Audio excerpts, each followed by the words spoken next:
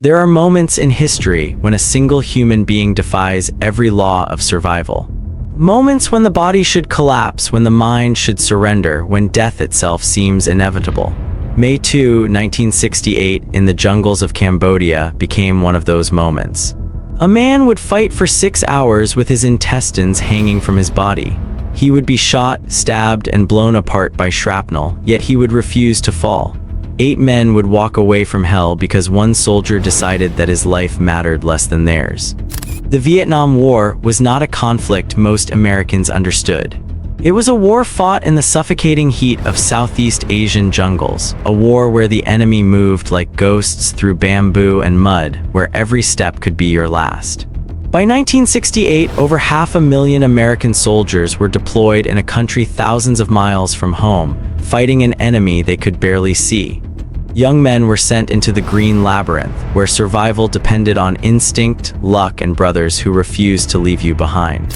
Roy Benavidez knew what it meant to fight before he ever wore a uniform. Born in August 1935 near Curo, Texas, he was the son of a Mexican father and a Yaqui Indian mother. Poverty carved his childhood into something sharp and unforgiving. His parents died before he was 8 years old. He was raised by relatives who loved him but had little to give. He picked cotton in the fields under the brutal Texas sun, his small hands bleeding from the work. School was a place where he was called names, where his brown skin made him a target, where he learned that the world would not be kind to him. At 19, Roy Benavidez made a decision that would define everything that followed. He joined the United States of America Army. Not because he had other options, but because the military gave him something he had never known: purpose. He wanted to prove that a poor kid from Texas could become something more. He wanted respect. He wanted to belong. The Army became his family, and he gave it everything. He became a Green Beret, part of the elite special forces, trained to operate behind enemy lines, to survive impossible conditions, to never quit. The morning of May 2, 1968, began like many others at the Forward Operating Base near Loc Ninh, close to the Cambodian border. Benavidez was not supposed to be on a mission that day. He was recovering from injuries sustained months earlier when he had stepped on a landmine. Doctors had told him he might never walk again. He proved them wrong through sheer will, forcing his shattered legs to carry him again. He had fought his way back to active duty, refusing to let his body betray him. Then the radio crackled to life. A 12-man reconnaissance team had been inserted deep into Cambodia. They had walked into a nightmare. Surrounded by a North Vietnamese army force estimated at over 1,000 soldiers, the team was pinned down, taking fire from every direction. Men were dying. The radio operator's voice was frantic, desperate. 3 helicopters had already tried to extract them. All 3 had been forced back by the wall of gunfire. The men on the ground were running out of ammunition, running out of time. Roy Benavidez heard the call. He did not think. He ran. He sprinted toward a helicopter, preparing for another rescue attempt, knowing that every minute of delay meant more men would die. He carried only a medic bag and a knife. No rifle, no grenades, just the certainty that he could not let those men die alone. The crew tried to stop him. The pilot looked at him like he was insane. Benavidez climbed aboard anyway. The helicopter lifted into the sky, flying toward a battlefield that had already swallowed too many lives. The moment the helicopter descended toward the landing zone, hell opened up. Automatic weapons fire ripped through the air from every direction. The sound was deafening, a continuous roar that drowned out thought. Bullets tore through the helicopter's metal skin. The pilots screamed that they could not land, that it was suicide. But Benavidez was already moving. Before the helicopter touched the ground, he jumped. He hit the earth and started running toward the trapped men, 75 meters away through open ground where the enemy could see every step. He was shot before he reached them. A bullet struck his leg, then another hit his face, tearing through his jaw. He kept running. Pain was irrelevant. He reached the team leader first, a man named Leroy Wright, who was already dead. Around him, the surviving soldiers were scattered, wounded, bleeding, their ammunition nearly gone. Benavidez moved between them, dragging the wounded toward the helicopter, returning fire with captured weapons. He was shot again. And again, his body absorbed bullets like it was trying to protect something more important than itself. A grenade exploded near him. The blast lifted him off his feet and slammed him into the ground. Shrapnel tore through his back, his arms, his legs. The worst piece ripped through his abdomen, opening his stomach. His intestines began to spill out. He could feel them, hot and slick, sliding against his hands as he tried to push them back inside his body. The pain was beyond description, beyond anything human beings are meant to endure. He held his organs inside himself with one hand and kept fighting with the other. He loaded wounded men onto the helicopter. One by one, he carried them through the gunfire, his blood mixing with theirs, his body a moving target that somehow refused to fall. The helicopter could not stay. It lifted off with the wounded, promising to return. Benavidez was left on the ground with 4 remaining soldiers, surrounded by an enemy that was closing in.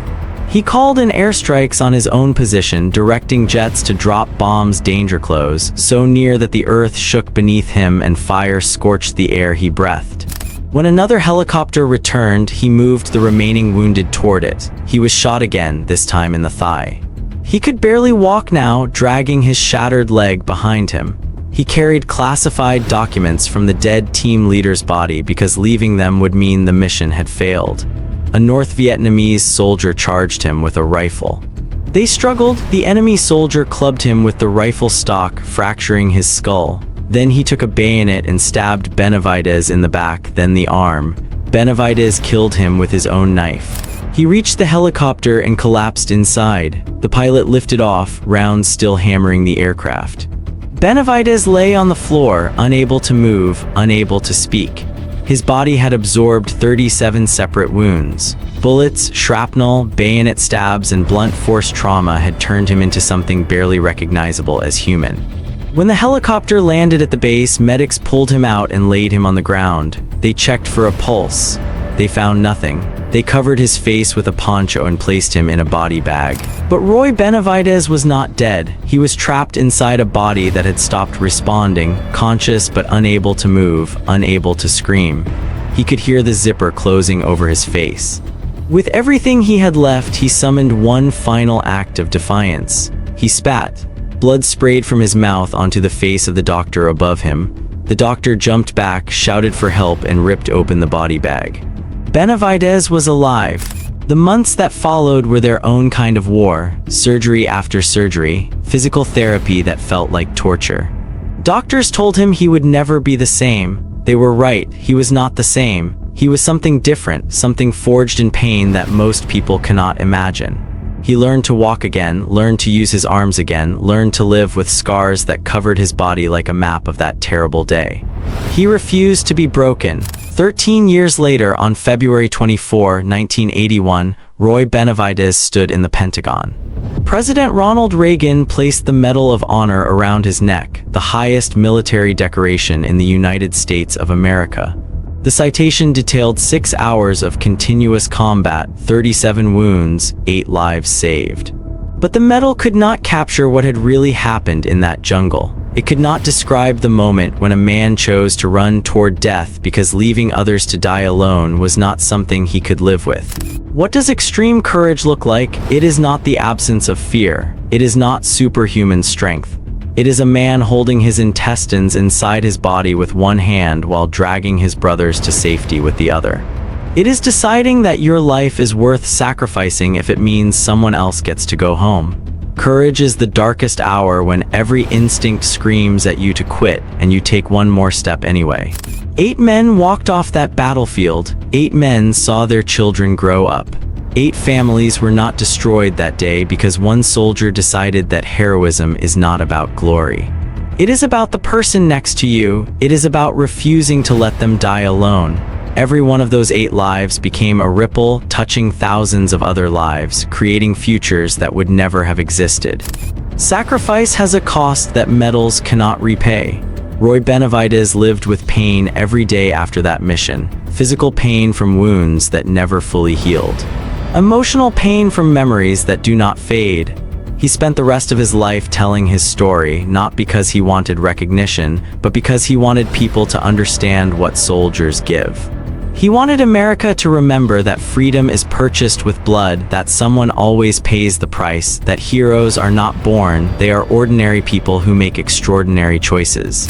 Roy Benavidez died in 1998. He was 63 years old. His body had finally surrendered to the wounds it had carried for 3 decades.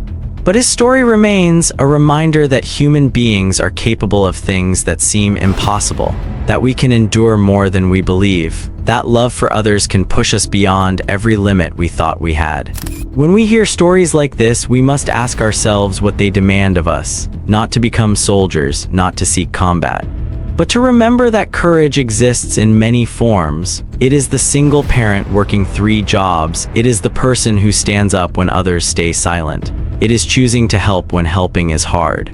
Roy Benavidez ran toward gunfire because he could not live with himself if he did not. What are you willing to run toward? His story is not comfortable. It is not easy. It forces us to confront what we are capable of and what we owe to those who sacrifice for us. It challenges us to be more than we are, to find the courage hidden inside our own lives, waiting for the moment when we must choose between comfort and doing what is right. What story should we tell next?